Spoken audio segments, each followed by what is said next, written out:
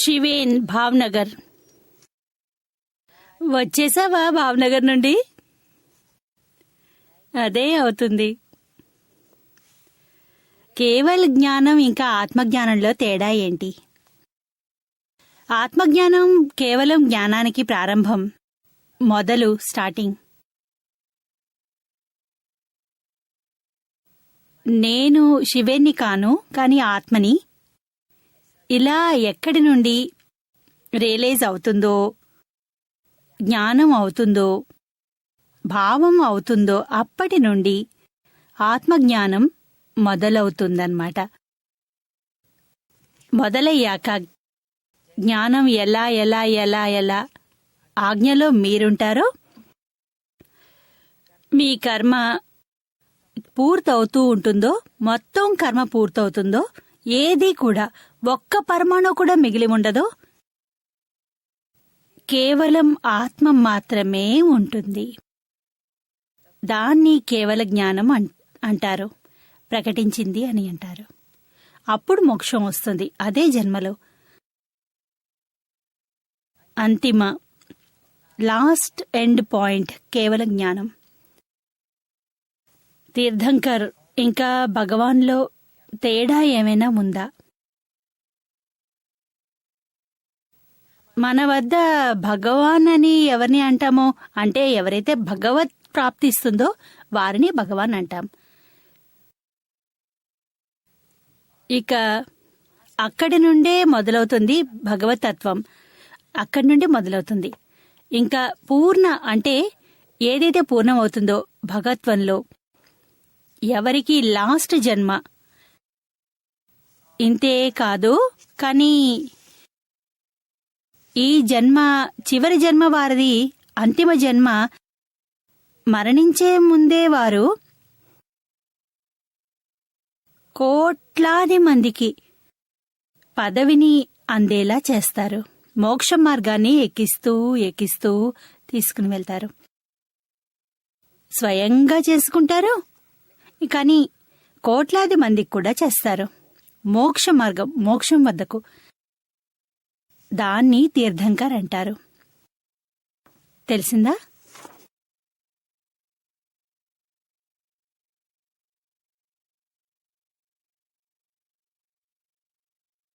దయచేసి శుక్ల ధ్యానాన్ని వివరించండి. 4 రకాల ధ్యానాలున్నాయని భగవాన్ మహావీర్ తెలిపారు. ఒకటి రౌద్రధ్యానం, ఇంకోటి ఆర్తధ్యానం, మూడవది ధర్మధ్యానం, 4వది శుక్లధ్యానం. రౌద్రధ్యానం అని దేన్నంటారంటే, ఎవరైనా మిమ్మల్ని తిడితే, శివేన్ అన్న పేరుని తిడితే, ఎవరైనా లోపల నుండి కోపం మీకు వస్తే, దాన్ని ఇలా చేయాలి, ఇలా కొట్టాలి అని లోపల మీకు అవుతుందే, ఆ సమయంలో మీకు ధ్యానం, కోపం ఉన్న ధ్యానం ఉందే, దాన్నే రౌద్ర ధ్యానం అంటారు. ఎదుటివారికి కూడా దాని ప్రభావం కనిపిస్తుంది, ఎదుటివారికి కూడా అవుతుంది, ఇతరులకు కూడా అవుతుంది. దీన్నే రౌద్ర ధ్యానం అంటారు. ఎంతో పెద్ద రౌద్ర ధ్యానం అయితే దాని ఫలితం నరకగతి కూడా కావచ్చు. ఆ తర్వాత వస్తుంది ఆర్ధధ్యానం. ఆర్ధధ్యానం అంటే మీకు లోపల నుండి సఫరింగ్ ఉంటుంది, అనుభవిస్తున్నారు, కానీ మీకు తప్ప మరెవరికి దాని గురించి తెలియదు. మీకు స్వయంగా లోపలే అనుభవిస్తూ ఉంటారు. మీకు చాలా దగ్గరగా ఉండేవారికి కూడా దాని గురించి ఏమీ తెలీదు. ఒంటరిగానే మీరు లోపల వ్యధ చెందుతారు, వ్యధిగా ఉంటుంది. ఎలా అంటే చింత ఉంటుంది, భవిష్యత్తులో నాకేమవుతుంది, ఏ విధంగా ఉంటుంది, ఇలా మీ మనసులో నడుస్తూ ఉంటుంది కదా, మనసు బాధపడుతుంది. దీన్నే ఆర్ధధ్యానం అంటారు. తీవ్రంగా ఆర్ధధ్యానం ఉంటే జంతువు గతి పడుతుంది, పశువు గతి పడుతుంది. ఆ తర్వాత వస్తుంది ధర్మజ్ఞానం. ధర్మం చూడండి, ధర్మధ్యానం అంటారు. ధ్యానాన్ని ధర్మం అన్నారు. క్రియని కాదు, ధార్మిక క్రియ అంటారు. ధార్మిక క్రియలే. ధార్మిక క్రియ అనేది ఒక, ధర్మజ్ఞానం అనేది మరోటి. ఈ ధర్మజ్ఞానం వ్యక్తులకు తెలివి ఉండదు. ధార్మిక క్రియలోనే అన్నీ ఆగిపోతాయి. ధర్మధ్యానం అని దేన్ని అంటారంటే, ఎవరైనా మిమ్మల్ని షార్ట్లో చెప్తాను, మిమ్మల్ని ఎవరైనా తిడితే, అవమానించినా, ఆర్ధధ్యానం రౌద్రధ్యానం అయి ఇలాంటి సత్సంగానికి వచ్చినా కూడా అప్పుడు కూడా మీ లోపల సమత ఉంటుంది. ఇలాంటి జ్ఞానం మీ లోపల ఉంటే, అది లోపల చేరి ఉంటే, ఎలా అంటే ఈ తిట్లు నా కర్మ ఫలితమే, వారు నిర్దోషులు, సరే వారి ఉపకారం తెలుపుకోండి, వారి ద్వారా నా కర్మ పూర్తయింది, ఇలా అనుకుని మీ లోపల ఉన్న సమతని ధర్మధ్యానం అంటారు. లోపల అర్ధధ్యానం రౌద్రధ్యానం ఉన్నప్పటికీ మీరు సమతలోనే ఉంటారు. ఇంకా అర్ధధ్యానం రౌద్రధ్యానం లేకపోతే కూడా దాని ధర్మధ్యానం అంటారు. భగవంతుని ఆజ్ఞ హాజరవుతుంది.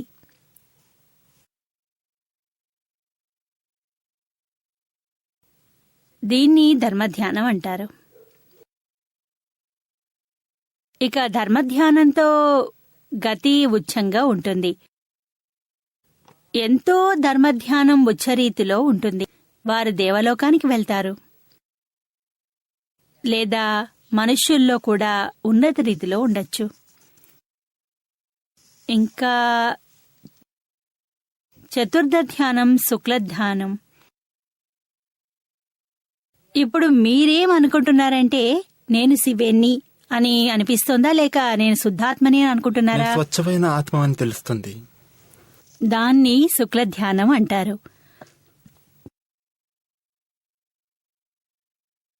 ఆత్మధ్యానం ఉండటాన్నే శుక్లధ్యానం అంటారు.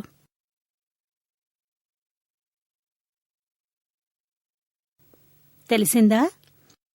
ఎంత సమయం మీకు నేను శుద్ధాత్మని అని ఉంటుందో ధ్యానంలో, దాన్ని శుక్లధ్యానం అంటారు. ఇక్కడే చెప్పారు మీరు ఏంటంటే 4 ధ్యానంలో లేనిది ఒక ధ్యానం, అది అపధ్యానం అని తెలిసింది. అబ్ధ్యాన్ని కొంచెం ఉదాహరణతో చెప్తారా? అబ్ధ్యానం అంటే తృప్తి. ఇది కాదు, అది కాదు, మూడోది చేస్తారు, ఇది ఈ కాలంలో ఉంటుంది అని చెప్తారు. అబ్ధ్యానం అంటే ఎలా? మీకు చెప్తే ఒక గంట ధ్యానం చేయడానికి కూర్చోని, నేను శుద్ధాత్మని అని ధ్యానం చేస్తూ కూర్చో. మీరు ధ్యానం అయితే చేస్తారు గాని 15-20 నిమిషాల తర్వాత గడియారం చూస్తారు ఎంతసేపు అయింది అని. ఆపై 5-10 నిమిషాల తర్వాత మళ్ళీ చూస్తారు ఎన్ని నిమిషాలు అయ్యాయి అని, ఇంకా ఎంత మిగిలింది అని, గంటలు ఎంతసేపు పడుతుంది. ఇదంతా అధ్యానంలోకి వెళ్తాయి. ఇది కాలేదు, అది కాలేదు, మూడోది చేస్తున్నారు. దీన్నే అధ్యానం అంటారు. ఇలా మునుపటి కాలంలో ఉండేది కాదు, కలియుగంలోనే మూడోది చేస్తున్నారు ప్రజలు. మునుపు ఒక గంట ధ్యానం చేసేవారికి ఏ వికల్పమూ ఉండేది కాదు. మధ్యలో చూడాల్సిన పనే లేదు. తమ ఆత్మజ్ఞానాన్ని నిశ్చయంగా ఉంచుకునేవారు మొత్తం సహజంగా. ఇక వికల్పంలో పడితే వికల్పం అవుతుంది. ఎప్పుడవుతుంది? త్వరగా చెయ్యి, ఫినిష్ ఎప్పుడవుతుంది? కొంచెం కళ్ళు తెరిచి చూస్తుంటారు. దీన్ని అధ్యానం అంటారు. ఇదే కాలంలో అవుతోంది. నిర్మ గారు, సంకేతధారి అంటే ఏంటో కొంచెం చెప్తారా? ఎవరికి ఆత్మదృష్టి ప్రాప్తించిందో దాన్నే సంకేతధారి అంటారు. సంకిత ఎవరికి ప్రాప్తించిందో దాన్ని సంకితధారి అంటారు. అంటే ఆత్మదర్శనం, ఆత్మజ్ఞానం అయింది. వారందరినీ సంకేతధారి అని అంటారు. నిర్మ, ఒక ఆఖరి ప్రశ్న. ఆప్తోనిలో ఏం చెప్పారంటే ఆత్మ ప్రకృతి గుణాలతో నిర్గుణం అని తెలిసింది, ఇంకా మన స్వగుణతో నిండిపోయి ఉంటుంది. ఇది కొంచెం అర్థమయ్యేలా చెప్తారా? లోకులకు ఒక విశ్వాసం ఏంటంటే ఆత్మ నిర్గుణం కలది అని.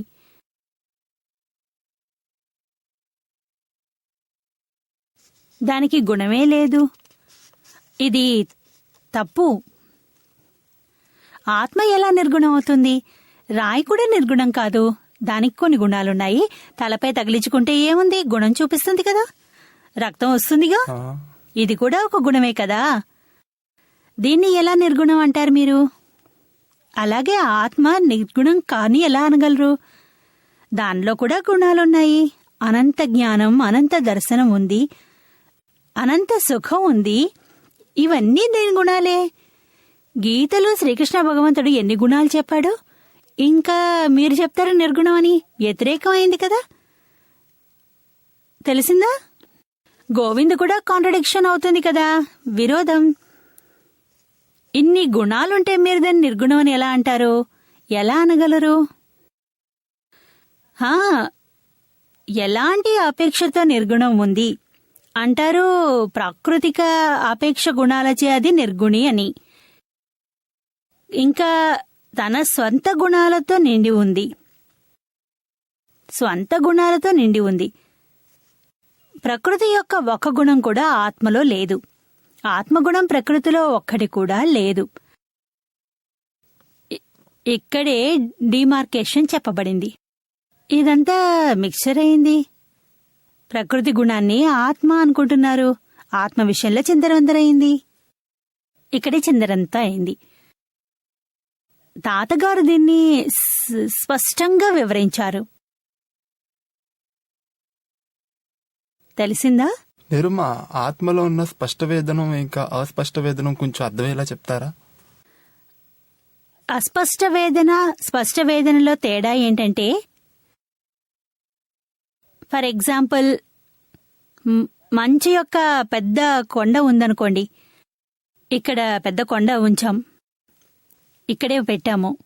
చీకటి, పూర్తిగా చీకటి గదిలో. అక్కడి నుండి గాలి వస్తోంది.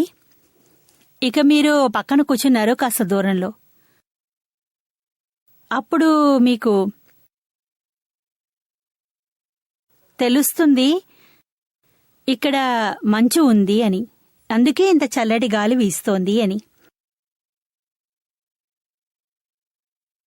ఇదే అస్పష్ట అనుభవం. ఇక స్పష్ట వేదనలో ఏమవుతుందంటే, మీరు మంచుని అతుక్కుని కూర్చుంటారన్నమాట. మీకు చల్లటి అనుభూతి కలుగుతుంది. దీనివల్ల జలుబు వస్తుంది ఇలా తీవ్రంగా. దీన్నే స్పష్ట వేదన అంటారు. ఇలాగే ఆత్మ యొక్క స్పష్ట అనుభవము, అస్పష్ట అనుభవం కూడా ఉంటాయి. నిర్మ, ఆత్మలో ఉన్న అస్పష్ట వేదన ఇంకా కేవల జ్ఞానం రెండు ఒక్కటేనా, లేకపోతే వేరే వేరేయా? కేవల జ్ఞానంలో స్పష్టం 100% స్పష్టంగా ఉంటుంది. కానీ దాని దగ్గరకు వెళ్తే చాలు స్పష్ట వేదన అవుతుంది. రమేష్ భాయ్ పటేల్, లండన్. 2 ఏళ్ల నుండి జ్ఞానం తీసుకున్నాను, కానీ జ్ఞానంలో ఉండలేకపోతున్నా. ఎందుకంటే అభిప్రాయాన్నిచ్చే హ్యాబిట్ ఉంది. నాకు మీ సాయం కావాలి. ఎలా ఈ సమస్య నుండి బయటపడాలి, ఇక జ్ఞానంలో ఉండాలి. జై సచ్చిదానంద్. ఈ అభిప్రాయం ఇచ్చాక వెంటనే మీకు తెలుస్తోందా మీకు ఈ విషయం, మీకు ఈ అభిప్రాయాన్ని ఇచ్చారు అని? జాగృతి వస్తుందా? తెలిసిపోతుంది. కానీ ఏంటంటే లీనమైపోతాను నేను ఆ విచారంలో కూడా. అవుతారు, అది సరే. కానీ ఎవరి గురించైనా మీరు అభిప్రాయం చెప్పారో మరి కొద్ది క్షణాల తర్వాత మీకు తెలుస్తుందా తప్పుడు అభిప్రాయాన్ని మీరు ఇచ్చారని? అయిపోతుంది, కానీ చాలా తక్కువగా అనిపిస్తుంది మనసులో. అయినా కూడా చాలాసార్లు అయ్యే మాతోటి రిపీట్ అయిపోతాయి. మరి అభిప్రాయాన్ని పోగొట్టుకోవడానికి ప్రతిక్రమణ చాలా చేయాల్సి ఉంటుంది. ఎవరి గురించి మన అభిప్రాయం ఇస్తున్నామో వెంటనే దాని ప్రతిక్రమణ చేసేయండి. కాస్త ముందు వెనక సమయాన్ని కుదుర్చుకుని దీన్ని గమనించండి. ముందు ఆ వ్యక్తి మనల్ని కలిశాడు అన్న దగ్గర నుండి ఈ రోజు వరకు వారి కోసం పని ఏమేవి చేశాము, ఎక్కడెక్కడికి వెళ్ళాము, కూర్చుని ఇంటర్సెప్షన్ లో వెళ్లి చూస్తే ఆటోమేటిక్గా మీలో అభిప్రాయం మారిపోతుంది. ఇక అంత ఉండదు. ఇలా చెయ్యాల్సి ఉంటుంది. ఇప్పుడే ఈ అభిప్రాయం ఇవ్వాలని అలవాటు ఉందే అది పోతుందన్నమాట. ధన్యవాదాలు నిర్మా.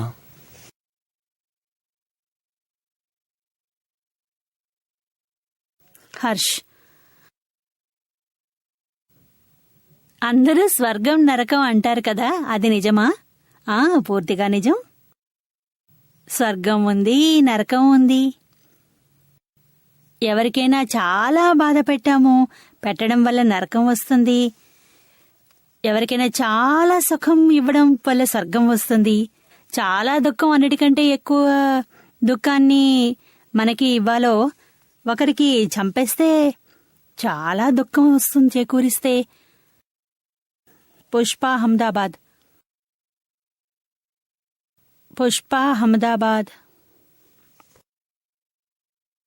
పుష్ప అంటోంది, why we feel alone and suffering, time we feel to achieve our goals even we are working very hard. ఈమంటుంది ఒంటరితనం ఉంది, రైట్. ఇంకా ఎంతో పని చేశాక కూడా మీరు నిశ్చయించుకున్నది పూర్తి కాదు, అసంపూర్ణంగా ఉంటుంది. అందులో సాఫల్యం కూడా లభించదా? సాఫల్యం లభించదు.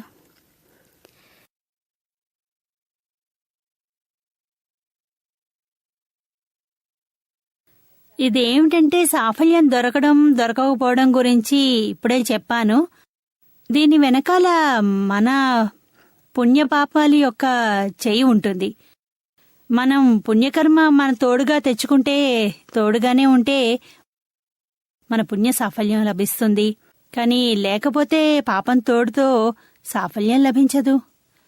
మన పని మనం చేసుకుపోవడమే. ఆపై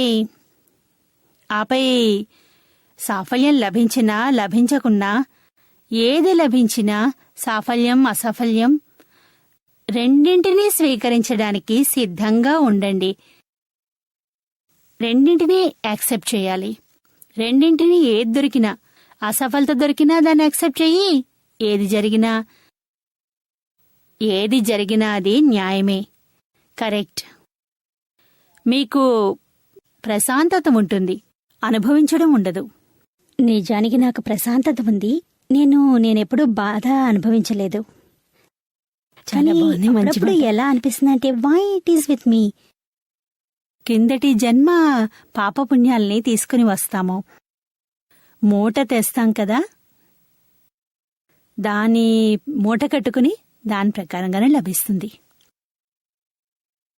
ఇక మీకు లోన్లీనెస్ ఉంది కదా, అది మనసు స్థితి. అది మీరు ఒంటరి కానీ కాదు, మీ లోపల పర్మనెంట్ ఆత్మ ఉంది. ఓసారి దాన్ని గుర్తించండి, ఇక ఈ బాధ లోన్లీనెస్ ఉండదు. సండే రోజున మీరు తప్పక రండి. తప్పకుండా. Thank you. కౌశిక్, పని కాకపోతే చిరాగ్గా ఉంటుంది, ఏం చెయ్యాలి? ఏ లోటు వల్ల ఇలాంటి పరిస్థితి ఎదురవుతోంది? దీన్ని అర్థం చేసుకోవడం వల్ల తక్కువ అవుతుంది. విజన్ షార్ట్గా ఉంది కదా, అప్పుడు మనిషికి చిరాకొస్తుంది. మొత్తం విజన్ తెరుచుకుని ఉంటుంది, వారికి చిరాకు పడాల్సిన పనే లేదు. వారికి కనిపిస్తుంది ప్రతి విషయం. ఇది కనిపించదు కదా, అందువల్లే ఈ ప్రాబ్లం. అది కూడా క్రోధమే కదా, కోపం తెచ్చుకుంటాం కూడా క్రోధమే కదా. చిరాకే అంటే కోపడ్డమే, మరో రకమైన కోపం. ఇప్పుడు అక్కడ కొంచెం చూపు వెళ్ళింది, ఇంకా సమాధానం దొరికింది. ప్రశ్న అడిగిన తర్వాత ఏంటంటే ఇది ఒక వీక్నెస్ అని. చాలా పెద్ద వీక్నెస్. క్రోధం, మాయ, మోహం, లాభాలు చాలా పెద్ద వీక్నెస్లు. కానీ నిర్మా ఇది అయ్యింది అలాగే. అంటే ఈ సత్సంగ్లో బండి పార్క్ చేసేటప్పుడే కోపం వచ్చింది. ఏంటంటే ఇక్కడ నీళ్ల ట్యాంక్ రావాల్సింది, ఇక్కడ టాయిలెట్ ని బాత్రూమ్ వాళ్ళది పెద్ద బస్సు రావాల్సి ఉండేది. ఇంకా బయట వాళ్ళు పార్కింగ్ చేస్తున్నారు. ఎన్నిసార్లు వాళ్ళకి వద్దని చెప్పినా వినరు. ఒకళ్ళు చెప్పారు 10 నిమిషాల వరకు పార్క్ చేస్తాం, అయితే చైన్ ఇచ్చాం. కానీ తను 1.5 వరకు బండే తీయలేదు. అప్పుడు కోపం వస్తుంది. అయితే అలాంటి సమయంలో కోపం వస్తుంది. అప్పుడు ధ్యానం ఎందుకు పనికొస్తుంది? 1.5 కానివ్వండి, 2 రోజులు కానివ్వండి, చిరాకు పడ్డం వల్ల ఏమవుతుంది? అదే మన వీక్నెస్. ఎంత వీలైతే అంత మౌనాన్ని ఏర్పరచుకోవాలి. కాకపోతే జై సచ్చిదానంద్ అనుకో. ఏం జరిగినా వ్యవస్థితంగానే ఉంది. సిస్టమేటిక్ గా ఉండాల్సిన కొన్ని పాటించాం మనం. దాన్ని అంగీకరించు. ప్రయత్నం చేశారు మీరు, కాకపోతే ఏం చేస్తాం.